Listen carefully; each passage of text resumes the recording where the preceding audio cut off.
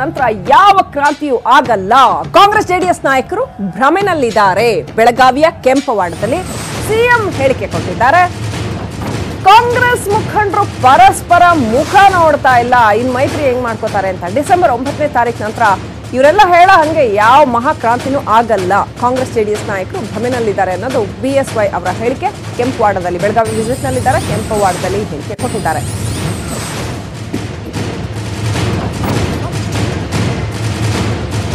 ಮಾಡ್ಕೊಳ್ಳಲಿ, ಅವ್ರಿಗೆ ಬೇರೆ ದಾರಿ ಇಲ್ಲ.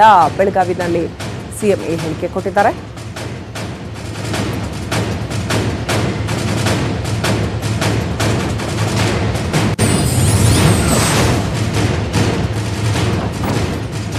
ಬೆಳಗಾವಿಯಲ್ಲಿ ಬೈ ಎಲೆಕ್ಷನ್ ಕ್ಯಾಂಪೇನ್ನಲ್ಲಿ ಮುಖ್ಯಮಂತ್ರಿಗಳು ಇವತ್ತು ವಿಸಿಟ್ ಮಾಡಿದ್ದಾರೆ. ಅಲ್ಲಿ ಡಿಸೆಂಬರ್ 9ರ ನಂತರ ಯಾವ ಕ್ರಾಂತಿನೂ ಆಗಲ್ಲ ಅನ್ನೋದು ಅವರ ಹೇಳಿಕೆ.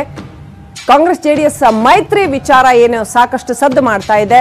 ಈ ವಿಚಾರವಾಗಿ ಡಿಸೆಂಬರ್ 9ರ ನಂತರ ಸರ್ಕಾರ ಬೀಳುತ್ತೆ ಅಂತ ಕೂಡ ಈ ಹಿಂದೆ ಸಿದ್ದರಾಮಯ್ಯನವರು ಏನು ರಾಜಕೀಯ ಭವಿಷ್ಯ ನುಡಿದಿದ್ರು. ಇದೆಲ್ಲದರ ವಿಚಾರವಾಗಿ ಪ್ರಶ್ನೆ ಕೇಳಿದ್ದಕ್ಕೆ BS ಯಡಿಯೂರಪ್ಪ ಹೇಳಿದ್ದಾರೆ, ಯಾವ ಕ್ರಾಂತಿನೂ ಆಗಲ್ಲ, ಕಾಂಗ್ರೆಸ್ ನಾಯಕರು ಭ್ರಮೆಲಿದ್ದಾರೆ, ಅವರೆಲ್ಲ ಒಬ್ರಿಗೊಬ್ರು ಮುಖ ನೋಡ್ತಾ ಇಲ್ಲ, ಸೊ ಅವ್ರಿಗೆ ಮೈತ್ರಿ ಅನಿವಾರ್ಯ. HD ಕುಮಾರಸ್ವಾಮಿ ವಿರುದ್ಧ ST ಸೋಮಶೇಖರ್ ಒಂದು ಬಾಂಬ್ ಹಾಕಿದ್ದಾರೆ. ನಿರ್ಮಲಾನಂದ ಶ್ರೀಗಳ ಫೋನ್ ಕದ್ದಾಲಿಕೆ ಮಾಡಿಸಿದ್ರು. ನ್ಯೂಸ್ 18 ಕನ್ನಡ ಈ ಹಿಂದೆ ಇದೇ ಫೋನ್ ಕದ್ದಾಲಿಕೆ ಪ್ರಕರಣವನ್ನ ಡೀಟೇಲ್ ಆಗಿ ಬ್ರೇಕ್ ಮಾಡಿದ್ದಂಥದ್ದು. ಇದೀಗ ST ಸೋಮಶೇಖರ್ ಬಾಂಬ್ ಹಾಕಿರ್ತಕ್ಕಂಥದ್ದು. ನಿರ್ಮಲಾನಂದ ಶ್ರೀಗಳ ಫೋನ್ ಕದ್ದಾಲಿಕೆ ಮಾಡಿಸಿದ್ರು. ಮಾಜಿ ಸಿಎಂ ಕುಮಾರಸ್ವಾಮಿ ಅವರ ವಿರುದ್ಧ STS ಗಂಭೀರ ಆರೋಪ. ನಾವು ರಾಜಕಾರಣಿಗಳು ನಮ್ಮ ಫೋನ್ಗಳನ್ನ ಕದ್ದಾಲಿಸ್ಲಿ, ಆದ್ರೆ ಸ್ವಾಮೀಜಿಗಳ ಫೋನ್ ಟ್ಯಾಪಿಂಗ್ ಮಾಡಿಸಿದ್ದಾರೆ. ಇದು ಶ್ರೀಗಳಿಗೆ ಮಾಡಿರೋ ಅವಮಾನ. ST ಸೋಮಶೇಖರ್ ಯಶವಂತಪುರ ಅಖಾಡದಲ್ಲಿ ಸಾಕಷ್ಟು ಜಿದ್ದಾಜಿದ್ದಿ ಇದೆ, ಪ್ರಚಾರದಲ್ಲಿದ್ದಾರೆ. ಇದೀಗ HDK ವಿರುದ್ಧ ಸೋಮಶೇಖರ್ ದಾಳಿ ನಡೆಸಿದ್ದಾರೆ. ಚೀಟಿಂಗ್ ಕೇಸ್ನಲ್ಲಿ ಜವರಾಯಿಗೌಡ ಕ್ರಿಮಿನಲ್ ಆಗಿದ್ದಾರೆ. P ನಾಗರಾಜ್ ಈ ಬಾರಿ ಠೇವಣಿಯನ್ನೇ ಕಳೆದುಕೊಳ್ಳಲಿದ್ದಾರೆ. ಕೈ ದಳ ಒಳ ಒಪ್ಪಂದದ ಆಡಿಯೋ ಶೀಘ್ರವೇ ಬಿಡುಗಡೆ ಮಾಡ್ತೀನಿ. ಯಶವಂತಪುರದಲ್ಲಿ ST ಸೋಮಶೇಖರ್ ಹೊಸ ಬಾಂಬ್ಗಳನ್ನ ಸಿಡಿಸ್ತಾ ಇದ್ದಾರೆ.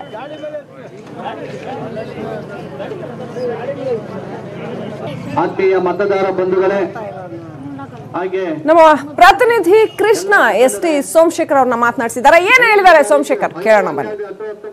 ಚುನಾವಣೆಯ ಮತದಾನಕ್ಕೆ ಇನ್ನೆರಡೇ ದಿನ ಬಾಕಿ ಇದೆ. ಈಗಾಗಲೇ ಯಶವಂತಪುರ ಬಿಜೆಪಿ ಅಭ್ಯರ್ಥಿ ST ಸೋಮಶೇಖರ್ ಅವರು ಬಿರುಸಿನ ಪ್ರಚಾರವನ್ನ ಮಾಡ್ತಿದ್ದಾರೆ. ಇದೀಗ ಸ್ವತಃ ನಮ್ಮ ಜೊತೆಗಿದ್ದಾರೆ. ಸರ್, ಇನ್ನೆರಡೇ ದಿನ ಇರುವಂತದ್ದು ಪ್ರಚಾರಕ್ಕೆ, ಬಹಿರಂಗ ಪ್ರಚಾರಕ್ಕೆ ಯಾವ ರೀತಿಯಾದಂತ ಪ್ರಿಪರೇಷನ್ ಮಾಡ್ಕೊಂಡಿದ್ದಾರೆ ಗೆಲ್ಲುವುದಕ್ಕೆ ಅಂತ? ಇವಾಗ ಆಲ್ರೆಡಿ ಶೋಭಾ ಕಾರಂಜಾಲಿ ಅವರು, ನಾವು ಸದಾನಂದಗೌಡರು ಎಂಟೈರ್ ಕಾನ್ಸ್ಟಿಟ್ಯೂನ್ಸಿನ 3 ರೌಂಡು ಹೊಡೆದಿದ್ದೇವೆ. ಇದು ಅಂತಿಮ ರೌಂಡ್ಸು.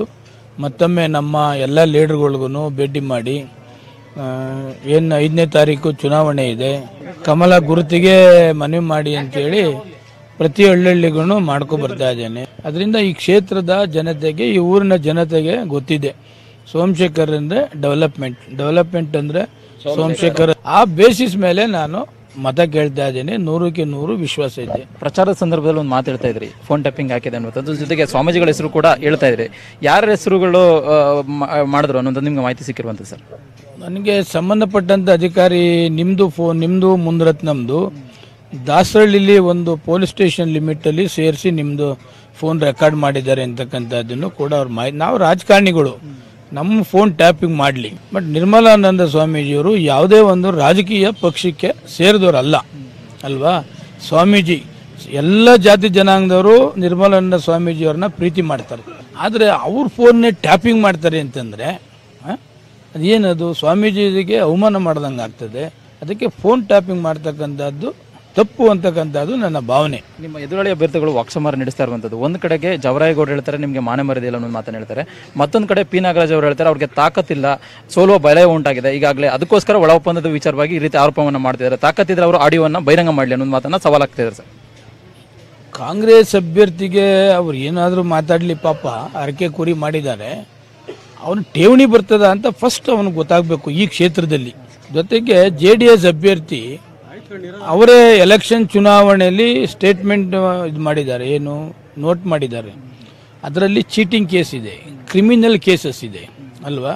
ಆದರೆ ನಾನು ರಾಜಕಾರಣಕ್ಕೆ ಬಂದು 20 ವರ್ಷ ಆಯಿತು, ನನ್ನ ಮೇಲೆ ಒಂದು ಮೊಕದ್ದಮೆ ಇಲ್ಲ.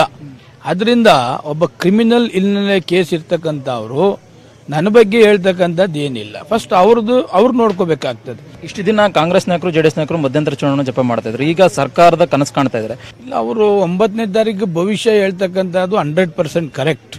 ಯಾತಕ್ಕೆ ಅಂದರೆ 9ನೇ ತಾರೀಕು ಏನು ಮೆಜಾರಿಟಿ ಬೇಕು 113 ಸೀಟು, ಆ 113 ಸೀಟು ಭಾರತೀಯ ಜನತಾ ಪಕ್ಷಕ್ಕೆ ಬರ್ತದೆ. ಅವರು ಮುಖ್ಯಮಂತ್ರಿಯಾಗಿ ಇನ್ನೂ 3.5 ವರ್ಷ ಕಂಟಿನ್ಯೂ ಆಗ್ತದೆ. ಅದು ಯಾವತ್ತು ಗೊತ್ತಾಗ್ತದೆ? 9ನೇ ತಾರೀಕಿಗೆ ಗೊತ್ತಾಗ್ತದೆ. ಅದನ್ನೇ ನಾವು ಹೇಳ್ತಾ ಇಲ್ಲ, ಅವರು ಹೇಳ್ತಾವ್ರಿ. ಇದಿಷ್ಟು ಎಸ್ ಟಿ ಸೋಮಶೇಖರ್ ಅವರ ಮಾತಾಗಿರುವಂತದ್ದು. ಕ್ಯಾಮ್ರಾ ಪರ್ಸನ್ ಯೋಗಿ ಜೊತೆಗೆ ಕೃಷ್ಣ ಜೀವಿ, ನ್ಯೂಸ್ 18 ಕನ್ನಡ, ಬೆಂಗಳೂರು. ಇನ್ನಷ್ಟು ಸುದ್ದಿ ನೋಡೋಣ ಚಿಕ್ಕ ಬ್ರೇಕ್ನ ನಂತರ.